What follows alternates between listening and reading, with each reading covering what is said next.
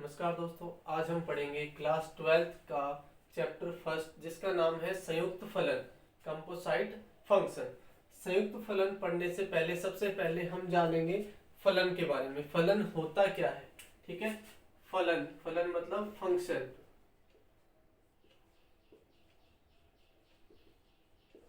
Function होता क्या है? देखो, फंक्शन दो समुच्चय के, जैसे एक समुच्चय A है और एक समुच्चय B है। दो समुच्चय A से B में परिभाषित एक संबंध F फलन कहलाता है। फलन F जो है A से B में परिभाषित है, तो A से B में परिभाषित संबंध F फलन कहलाता है यदि A के प्रत्येक अवयव का प्रतिबिंब B में विद्यमान हो। जैसे मैं सेट मान लेता हूं, दो A एक B। एक सेट है आपके पास A, दूसरा सेट है आपके पास B। A में अवयव है आपके पास 1 2 3 4 और 5। B में अवयव है आपके पास A B C D और E। तो A से B में संबंध क्या होगा? F। ठीक है, ये फलन कब कहलाएगा? A के प्रत्येक अवयव का प्रतिबिंब B में हो।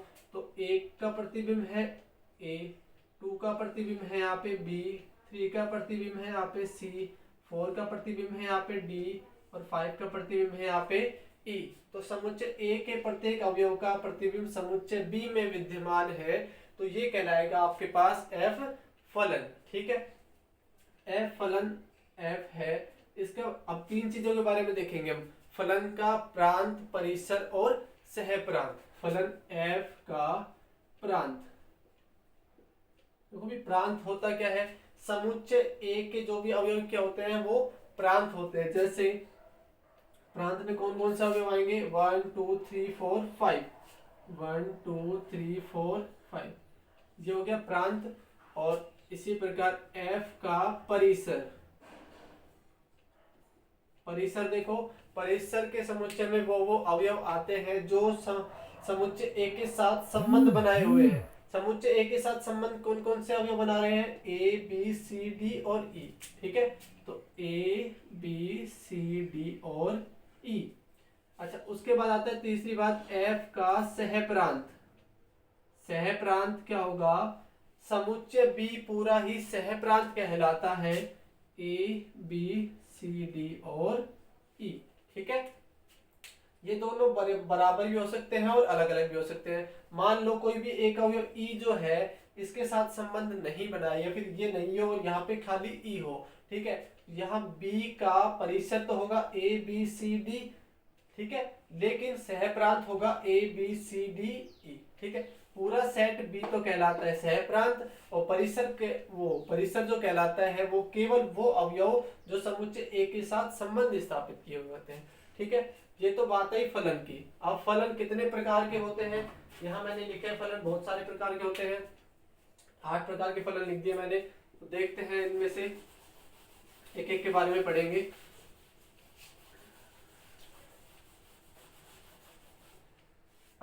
फर्स्ट पे आता है अचर फलन।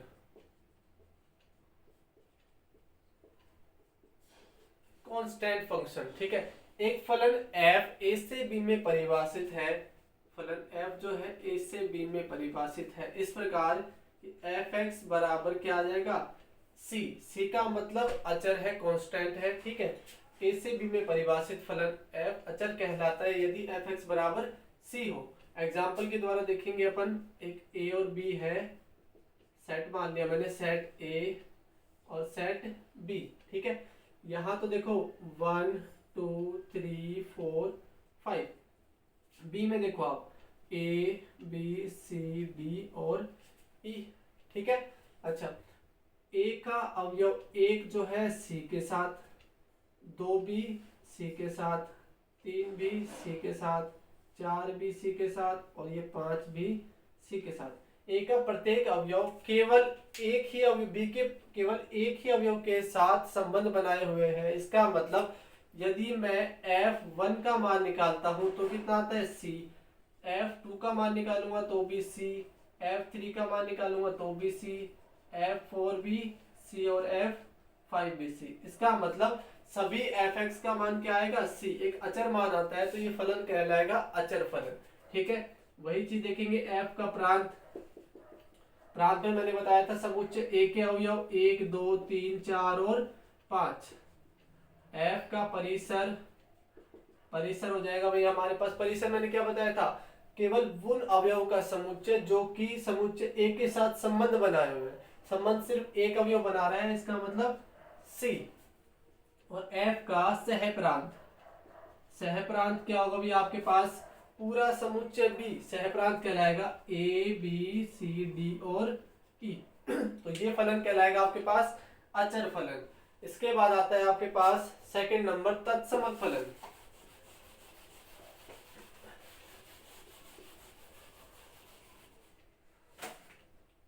नंबर सेकंड तत्समक फलन, आइडेंटिटी फंक्शन। ठीक है, सेकंड नंबर फलन f जो है a से b में इस प्रकार परिभाषित है कि एफ एक्स बराबर क्या है आपके पास x आ जाए। ठीक है, जहां सभी x किस में बिलोंग करेंगे, a बिलोंग्स टू का मतलब सारे x का मान कहां से आएगा, समुच्चय a में से आएगा। ठीक है, एग्जांपल लेते हैं अपन a और b। 1 2 3 4, यहाँ पे भी 1 2 3 4, यानी किसी भी अवयव का स्वयं के साथ ही संबंध हो तो ये क्या कहलाएगा तत्समक फलन। जैसे 1 का 1 के साथ संबंध है, 2 का 2 के साथ, 3 का 3 के साथ और 4 का 4 के साथ। यानी f1 का मान निकालता हूं तो 1, f2 का मान निकालूंगा तो 2, f3 का निकालेंगे तो 3 और f4 का निकालेंगे तो 4। स्वयं के साथ ही संबंध क्या कहलाता है, तत्समक फलन। ठीक है, इसमें f का प्रांत क्या आएगा आपके पास, मैं डायरेक्ट लिख देता हूं सेट ए। ठीक है, f का परिसर क्या आ रहा है आपके पास, सेट बी। f का सहप्रांत क्या आएगा, वापस सेट बी, क्योंकि सारे अवयव आते हैं और सभी अवयव जो है संबंध बना रखे हैं, इसका मतलब प्रांत, सहप्रांत और परिसर आपस में क्या होंगे, बराबर। ठीक है, नंबर 3 आता है आपके पास मापांक फलन।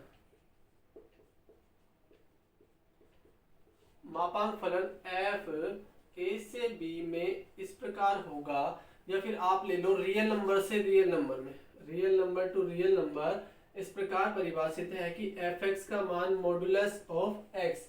इसका मतलब होता है x का कुछ भी मान हो गया, धनात्मक या ऋणात्मक, मान हमेशा मिलेगा हमारे पास धनात्मक वास्तविक संख्या। ठीक है, जैसे मैं मान एग्जांपल लेता हूं, आपके पास एक सेट A है और एक सेट B है। देखो सभी x कहां से आएंगे, R में से, रियल नंबर। ठीक है, अच्छा एक सेट A मान लिया और एक सेट B मान लिया।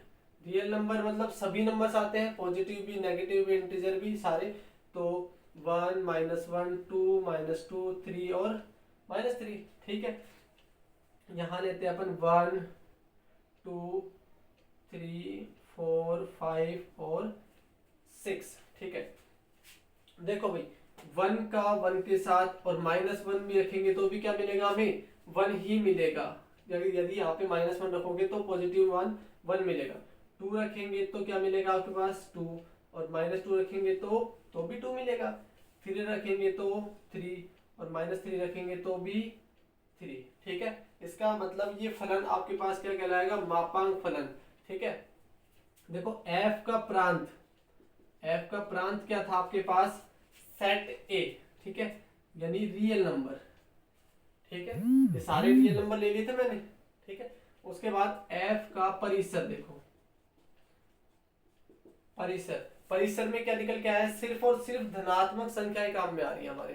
ठीक है, पॉजिटिव रियल नंबर। ठीक है, परिसर में। उसके बाद f का सहप्रांत क्या होगा, सहप्रांत में तो मैंने पूरा बताया था, ये सेट होगा, यानी सभी रियल नंबर आएंगे। ठीक है, इसमें देखने की चीज ये थी कि सिर्फ इसका परिसर जो होगा धनात्मक वास्तविक संख्या होगी। इसके बाद आता है आपके पास महत्तम पूर्णांक फलन, नंबर 4। महत्तम पूर्णांक फलन। ठीक है, महत्तम पूर्णांक फलन f जो है वो real number two real number इस प्रकार परिभाषित है कि fx बराबर x। इसका मतलब क्या होता है महत्तम पूर्णांक, मतलब इसका मान निकल के आता है लेस देन x, x से छोटा और क्या होगा पूर्णांक संख्या होगी। ठीक है, जैसे f का प्रांत तो आप ले लोगे क्या रियल नंबर, और यहाँ f का परिसर क्या आएगा हमारे पास। देखो यदि मैं यहाँ पे रियल नंबर रखूंगा, कोई भी रियल नंबर में पूर्णांक नहीं रखी जाएगी, मतलब सारे नंबर आते हैं, जैसे दशमलव वाली संख्या भी आती है, परिमेय संख्या भी आती है, तो यहाँ जो मान निकल के आएगा इसका परिसर में, तो क्या आएगा हमारे पास सिर्फ और सिर्फ पूर्णांक संख्या यानी z। ठीक है, इसलिए इसे बोलते हैं महत्तम पूर्णांक फलन। ठीक है, f का सह प्रांत क्या होगा, सह प्रांत तो पूरा ही रियल नंबर। जैसे एग्जाम्पल के तौर पे मैं लेता हूं, एक मान लिया x की वैल्यू मैंने मान ली 2.1 जो कि बिलोंग करती है रियल नंबर। ठीक है, रियल नंबर है, तो यदि मैं fx या फिर मैं निकालता हूं f 2.1, इसका मतलब यह आ जाएगा आपके पास 2.1। इस 2.1 का मतलब मैंने बताया सिर्फ पूर्णांक संख्या निकल के आएगी जो कि इससे थोड़ी छोटी होगी। ठीक है, यह आ जाएगी 2। ठीक है, हमारे पास क्या आया 2 जो कि क्या है एक पूर्णांक। ठीक है, इसलिए इसे बोलते हैं महत्तम पूर्णांक फलन। ठीक है, उसके बाद आता है आपके पास मेन जो टॉपिक है अपना, जिसके बेस पे क्वेश्चन आते हैं, ये तो जनरल टॉपिक थे अपने। उसके बाद मेन यहां से नंबर 5 एकेकी फलन, एकेकी फलन या फिर 1-1 फंक्शन। ठीक है, 1-1 फंक्शन होता क्या है एकेकी फलन, f जो है एक फलन f जो है a से b में एकेकी कहलाएगा यदि a के प्रत्येक अवयव का अद्वितीय प्रतिबिंब समुच्चय या b में उपस्थित हो। ठीक है, जैसे अलग अलग अवयव का अलग अलग प्रतिबिंब होना चाहिए। मैंने सेट a मान लिया और एक सेट b मान लिया। ठीक है,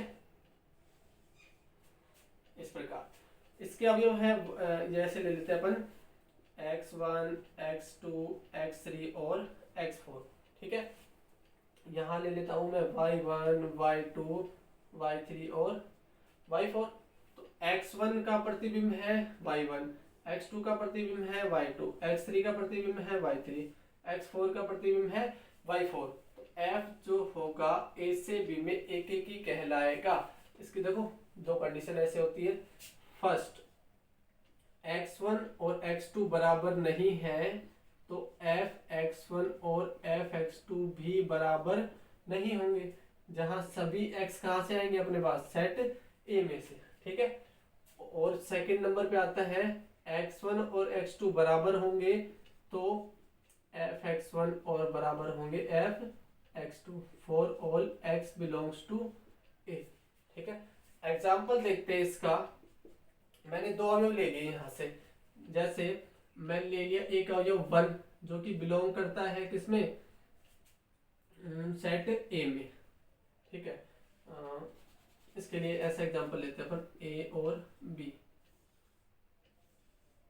1 2 3। ठीक है, 1 4 और 9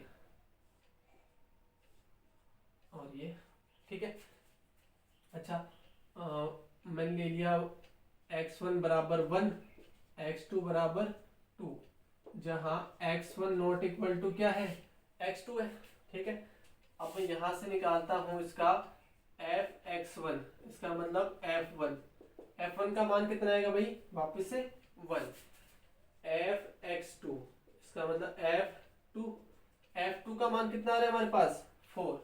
हमने देखा यहाँ पे कि fx1 is not equal to fx2। यदि मैंने माना x1 और x2 बराबर नहीं है तो fx1 और fx2 भी बराबर नहीं होंगे, यानी अलग अलग अवयव का अलग अलग ही प्रतिबिंब होगा, तो ये कहलाएगा आपके पास एकेकी फलन। ठीक है, इसमें बेस्ड क्वेश्चन आते हैं हमारे पास कि जांच कीजिए कि फलन f एक की है या नहीं है, ठीक है। उसके बाद आता है हमारे पास आच्छादक फलन, या फिर नहीं बहुआच्छादक, सॉरी,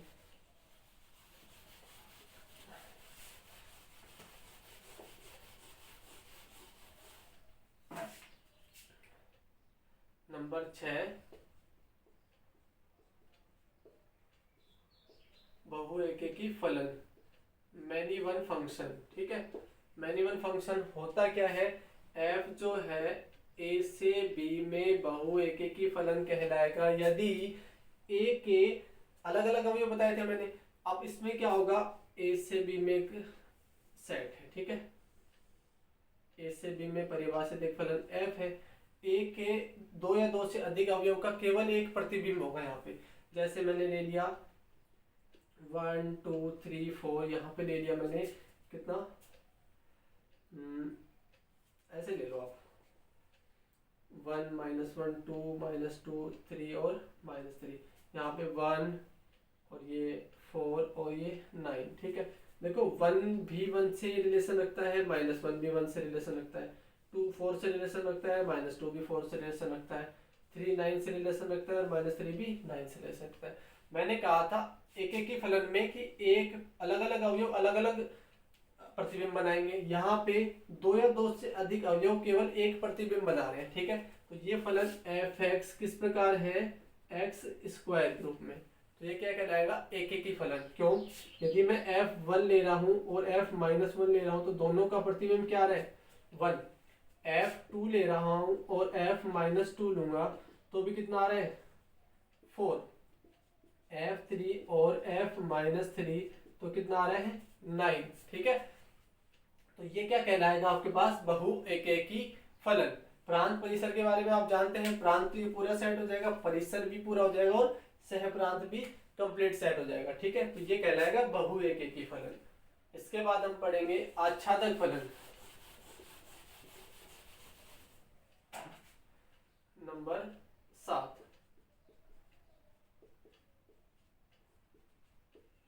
आच्छादक फलन, ठीक है। ऑन टू फंक्शन,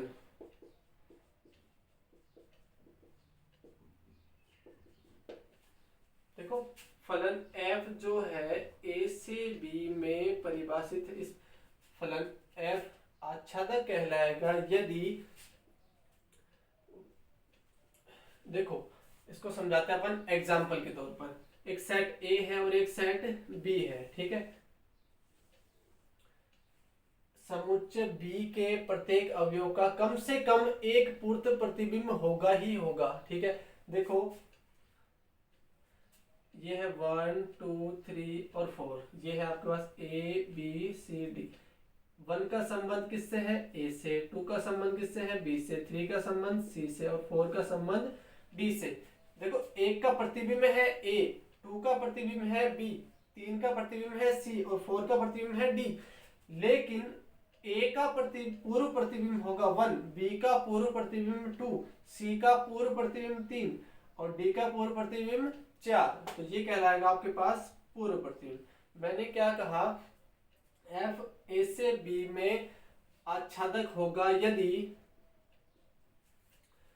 प्रत्येक for all y belongs to, यदि प्रत्येक y बिलोंग्स टू b इस प्रकार है कि x बिलोंग्स टू a, ताकि b के प्रत्येक अवयव का कम से कम एक, b के प्रत्येक अवयव का कम से कम एक पूर्व प्रतिबिंब अवश्य होगा, ताकि y बराबर क्या आ जाए हमारे पास, f(x), ठीक है। अच्छा, इसमें एक तो डेफिनेशन ये हो गई इसकी, और एग्जांपल के तौर पे आपने पढ़ा ये। एक चीज और देखो इसमें भाई, प्रत्येक अवयव का कम से कम एक पूर्व प्रतिबिंब होगा। f का ये क्या था, सहप्रांत। सहप्रांत का मतलब मैंने क्या बताया था, पूरा सेट B, ठीक है। और f का परिसर क्या है, जो एक के साथ संबंध बनाता है, सारे अवयव संबंध बना रहे हैं, इसका मतलब ये B। इसका मतलब मैं कह सकता हूं f का सहप्रांत बराबर है f का परिसर, ठीक है। दूसरी डेफिनेशन ये हो गई आच्छादक फलन की। दोबारा देखते हैं, एक फलन f आच्छादक कहलाएगा यदि बी के प्रत्येक अवयव का कम से कम एक पूर्व प्रतिबिंब विद्यमान होगा, ठीक है, या फिर एफ का सहप्रांत एफ के परिसर के बराबर होगा, ये कहलाएगा आच्छादक फलन, ठीक है।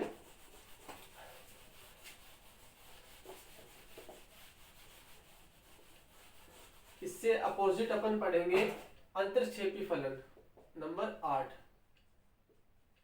अंतरक्षेपी फलन, ठीक है। एक फलन f जो है a से b में इस प्रकार परिभाषित है कि y belongs to b, ताकि then there exist x not belongs to a, प्रत्येक y के लिए, सभी y के लिए कोई भी कम से कम एक अवयव ऐसा होगा जो कि पूर्व प्रतिबिंब नहीं बनाएगा, ताकि y बराबर fx आ जाए, ठीक है। इसका मतलब देखो a और b दो सेट मान लिए मैंने, ठीक है, a b c और d, और यहाँ पे 1 2 3 4 और 5, a का रिलेशन है इसके साथ, पूर्व प्रतिबिंब बन रहा है, रिलेशन भी है, पूर्व प्रतिबिंब भी है, ये 3 के साथ बना रहा है, रिलेशन भी, पूर्व प्रतिबिंब 4 के साथ, ठीक है। बट b में कम से कम एक अवयव ऐसा है जिसका पूर्व प्रतिबिंब नहीं है, इसका मतलब ये कहलाएगा अंतरक्षेपी फलन। यहाँ देखो f का सहप्रांत, सहप्रांत क्या होता है, मैंने पूरा सेट b बताया था सहप्रांत, ठीक है। सेट b में कौन कौन से अवयव 1 2 3 4 5, और f का परिसर रेंज, परिसर क्या होगा 1 2 3 4, क्योंकि केवल 4 अवयव जो है इस सेट के साथ a के साथ संबंध बनाए हुए हैं, इसका मतलब 1 2 3 4। अब यहाँ देखते हैं अपन f का सहप्रांत नहीं है बराबर किसके, f का परिसर के, परिसर और सहप्रांत आपस में क्या नहीं है, बराबर नहीं है, इसका मतलब ये फलन कहलाएगा अंतरक्षेपी फलन, ठीक है। इस प्रकार से निकालोगे आप अंतरक्षेपी फलन। इसकी एक डेफिनेशन ये हो गई और एक डेफिनेशन ये हो गई, ठीक है। ये तो थे फलन के प्रकार, आगे समझ में। उसके बाद आती है बात जो मेन टॉपिक है संयुक्त फलन, ठीक है, कंपोजिट फंक्शन, संयुक्त फलन फंक्शन, ठीक है। अच्छा, मैंने मान लिया 3 अरिक्त समुच्चय है, माना 3 अरिक्त समुच्चय, मतलब कुछ ना कुछ अवयव जरूर विद्यमान होंगे उसमें, a b और c, ठीक है। और फलन f जो है परिभाषित है a से b में, एवं g परिभाषित है b से c में, ठीक है। अच्छा, तो डायग्राम के द्वारा समझाएंगे इसको। a b और एक 3 फलन हो गए हमारे पास, a से b में फलन f परिभाषित है, b से c में फलन g परिभाषित है, ठीक है। तो a से c में संयुक्त रूप से फलन होगा g o f, g is a function of f, ठीक है। a से c में परिभाषित होगा, और यदि c से a में ले मैं, ठीक है, तो ये होगा f o g, f is a function of g, c से लगाकर a में, ठीक है। अच्छा, इसकी मैं डेफिनेशन बता दूं, वैसे लिखते कैसे हैं इसको, GOF, GOF कहां से कहां तक परिभाषित है, समुच्चय A से लगाकर और C तक, ठीक है। यदि GOF या GOF ऑफ x बोलूंगा तो क्या आएगा, G is a function of fx, ठीक है। जहां फॉर ऑल x का मान कहां से आएगा, वही मैंने बताया था, प्रांत यहां से आता है, x belongs to first, second F O ji of X, F O G लोगे आप, ये परिभाषित है किससे, सी से ए में, तो f of g of x is equal to आपके पास आ गया f is a function of g x for all x belongs to, x किस में से आएंगे अब, सी में से, ठीक है। ये आ गया आपके पास गोफ ऑफ एक्स और ये फोग ऑफ एक्स, ठीक है। ये कहलाता है संयुक्त फलन, मतलब ए से डायरेक्ट सी में और सी से ए में। संयुक्त फलन के बेस पे क्वेश्चन आते हैं आपके पास, ये दो फलन दिए होंगे, ठीक है, एफ और जी। आपसे पूछेगा जी ओ एफ निकालो या फिर एफ ओ जी निकालो। जैसे एक क्वेश्चन देखते हैं अपन,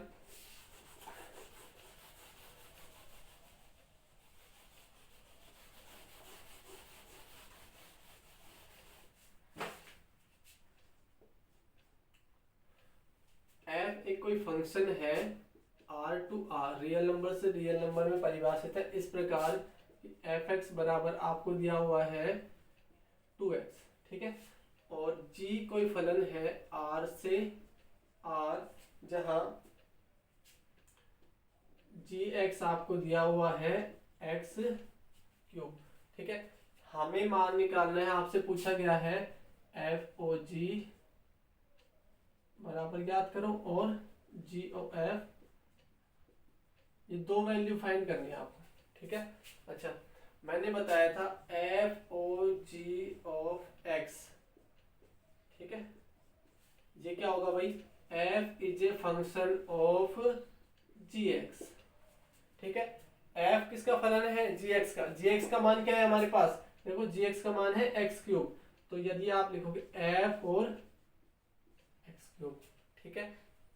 अच्छा, अब ये क्या आ गया हमारे पास, एफ एक्स, एक्स की जगह कितना है आपके पास, एक्स क्यूब है, तो देखो एफ एक्स 2, एक्स की जगह कितना रखना है हमें, एक्स क्यूब, ये कितना आ गया 2x क्यूब। ये तो किसका मान आ गया, एफ और जी एक्स। आप निकालेंगे गोफ of x, g is a function of F x, ठीक है। तो g फंक्शन है किसका, एफ एक्स का, और एफ एक्स का मान कहाँ है हमारे पास 2x, ठीक है। जी एक्स की जगह आप क्या लिखते थे, एक्स क्यूब, तो एक्स क्यूब मतलब 2x का होल क्यूब, 2 की क्यूब 8 और एक्स क्यूब, ये आपके पास आ गया आंसर, ठीक है। इस प्रकार से आप क्वेश्चन सॉल्व करोगे। एक्सरसाइज 1.1 जो है बुक की कंप्लीट यही है कि फोग ऑफ एक्स और गोफ ऑफ एक्स निकालना है, या फिर आपको एक एक की बहुएक की आच्छादक और अंतरछेदी, इनमें से क्वेश्चन बनते हैं, ठीक है। नेक्स्ट वीडियो में पढ़ेंगे हम इन एक्सरसाइज 1.1 के सारे questions plus examples. Thank you.